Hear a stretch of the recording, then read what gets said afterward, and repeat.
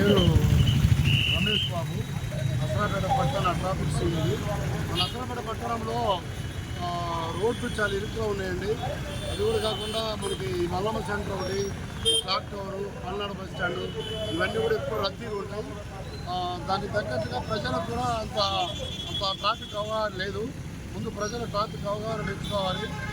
అందరూ కూడా driving licence లేకుండా డ్రైవ్ చేయటం, ట్రిపుల్ రైడింగ్ చేయటం, ఆ తర్వాత ఓవర్ స్పీడ్ పోవటం, ట్రాఫిక్ రూల్స్ని సరిగా పాటించకపోవటం, సిగ్నల్ జంపింగ్ చేయటం.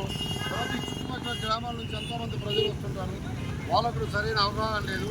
అందువల్ల ట్రాఫిక్ ఇబ్బందులు చాలా ఉన్నాయి. ఈ ఇబ్బందులన్నింటినీ కూడా సరిదిద్దడానికి మా ట్రాఫిక్ పోలీస్ తరపున మేము ప్రయత్నిస్తున్నాము. మేము 24 hours కూడా అందరూ కష్టపడి పనిచేస్తున్నాము.